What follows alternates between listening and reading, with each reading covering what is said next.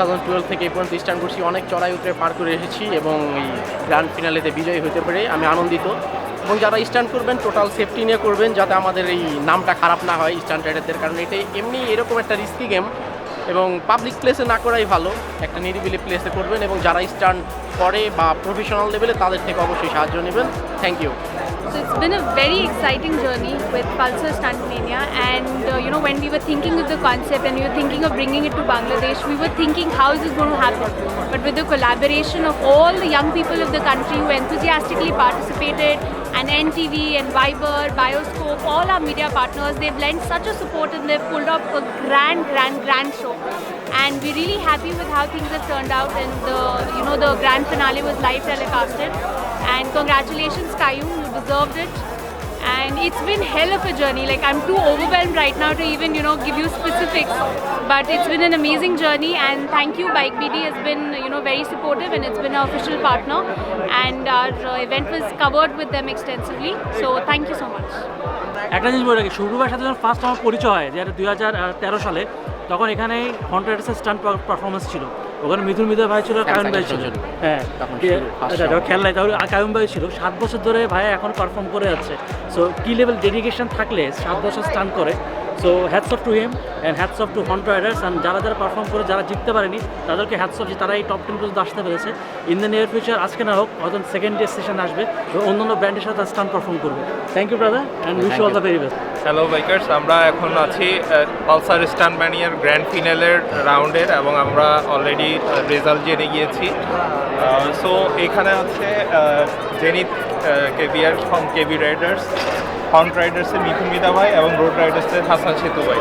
বাংলাদেশে যদি 3টা গ্রুপ সবচেয়ে বেশি স্টান্টে লিড করে, তারা 3জন হচ্ছে সেই গ্রুপের ফাউন্ডার। আমরা প্লিজ এই অনুষ্ঠান সম্বন্ধে কিছু শুনতে চাই আপনাদের কাছে। আসলে এই অনুষ্ঠান দ্বারা আমাদের স্টান্ট রাইডিংকে যে একটা অন্যরকম ধারায় নিয়ে যাওয়া হয়েছে, এর জন্য এর সাথে জড়িত যারা আছে সবাইকে অসংখ্য ধন্যবাদ। আর তার চাইতে বড় ধন্যবাদ দিব আমি আমার এই পাশের 2 ভাইকে, যারা এই স্টান্ট রাইডিংকে ধরে রেখেছে। আমি নিজেও ব্যর্থ, বিভিন্ন সমস্যার কারণে, বিভিন্ন প্রয়োজনের কারণে আমারও হয়তো স্টান্ট রাইডিং থেকে পিছু হাঁটতে হয়েছে কিছু সময়ের জন্য, তবে আমার এই 2 ভাই ধরে রেখেছে এবং এর পরিপূর্ণ রেজাল্ট আমরা আজকে পেয়েছি। আমরা অনেক খুশি, অনেক সন্তুষ্ট, এবং আমরা আশা করি যে অদূর ভবিষ্যতে খুব ভালো আরও ব্যতিক্রম এবং আরও উন্নত কিছু পরিবর্তন স্টান্ট রাইডিংয়ে নিয়ে আসবে আমাদের এই 2 ভাই এবং অন্যান্য যারা ভাইরা আসছে, নতুন রাইডার যারা চলে আসছে। আমাদের এই প্রোগ্রামের মাধ্যমে আমরা অনেককে পেয়েছি নতুন মুখ।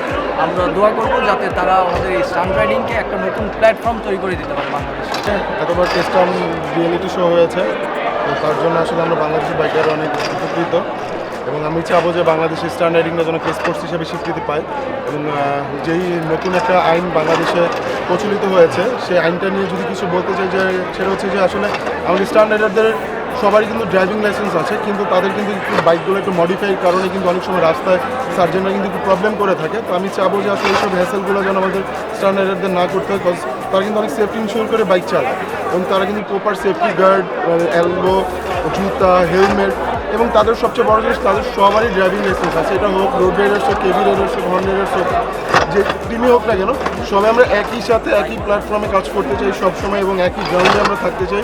আমাদের একটাই ভাষা, এটা হচ্ছে আমাদের গ্রাউন্ড, স্টান্ট গ্রাউন্ড। আমরা এখান থেকে আসছি, এখানে যতদিন আমরা থাকবো এবং বাইকিং করে যাব, ততদিন আমরা গ্রাউন্ডেই থাকবো।